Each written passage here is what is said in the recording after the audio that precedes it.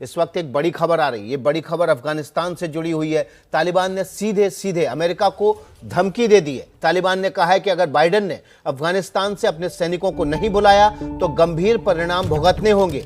तालिबान के प्रवक्ता डॉक्टर सुहेल शाहीन ने कहा है कि बाइडेन 31 अगस्त को अफगानिस्तान छोड़ने की बात कह चुके हैं। बाइडेन की अपनी बात से मुकरने का कोई मतलब नहीं है।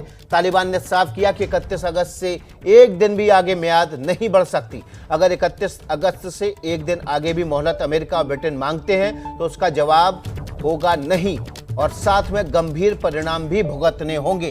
तो इस वक्त की बड़ी खबर, तालिबान के प्रवक्ता ने सीधे सीधे अमेरिका और ब्रिटेन को धमकी दे दी है। 31 अगस्त के बाद एक दिन भी अफगानिस्तान में रहने की मियाद नहीं बढ़ाई जाएगी। प्रणय उपाध्याय हमारे साथ ज्यादा जानकारी के साथ जुड़ गए हैं। प्रणय, जो तस्वीर शुरुआती दौर में तालिबान दिखा रहा था, एक मानवीय रवैया दिखा रहा था, फिर धीरे धीरे वो तस्वीर बदलती गई, महिलाओं के खिलाफ अत्याचार और तमाम हत्याओं जैसी मामले सामने आने लगे। अब अमेरिका और ब्रिटेन को भी सीधे धमकी दे रहा है तालिबान। देखिए विकास, अगर आप देखें कि 29 फरवरी 2020 को दोहा में जो समझौता हुआ था, उस समझौते की अधिकतर शर्तों से तालिबान अब तक पलटता आया है। खासतौर पर अगर आप देखें यूएस विड्रॉल की बात करें तो यूएस विड्रॉल में सबसे बड़ी अड़चन है इस समय काबुल एयरपोर्ट पे जो अफरा तफरी, जो अराजकता की स्थिति है, जिस तरीके से वहां भीड़ मौजूद है।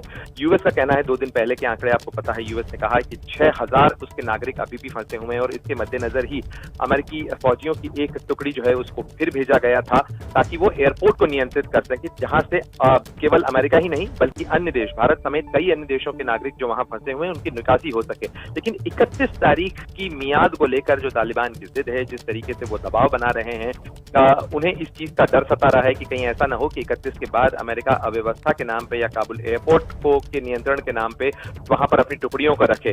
निश्चित रूप से ये एक फ्लैश पॉइंट हो सकता है, ये एक टकराव का बिंदु हो सकता है, क्योंकि अभी भी अफगानिस्तान के अंदर जो स्थिति है, बीते 2 दिनों के अंदर 12 से ज्यादा लोगों की मौत केवल एयरपोर्ट पे हो चुकी है। विकास, भगदड़ हो रही है वहां, लगातार गोलियां चल रही हैं, भीड़ अब भी वहां मौजूद है। सुहेल शाहीन भले ही राजनीतिक चेहरा हो, वो बार बार इस चीज को कहने की कोशिश कर रहे हैं कि ये एक राजनीतिक प्रोपेगेंडा है, लोग डर की बजाय वहां से इकोनॉमिक माइग्रेशन के लिए भाग रहे हैं। ये उन्होंने कई इंटरव्यूज में ये बात कही है।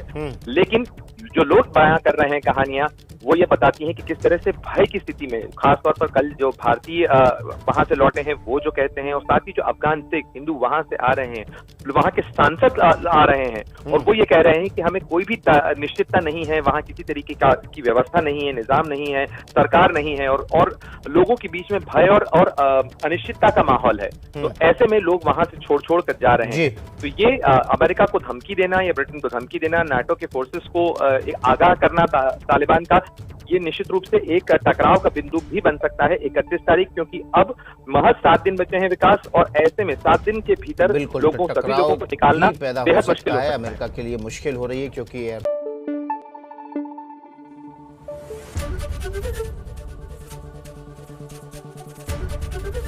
एबीपी न्यूज आपको रखे आगे।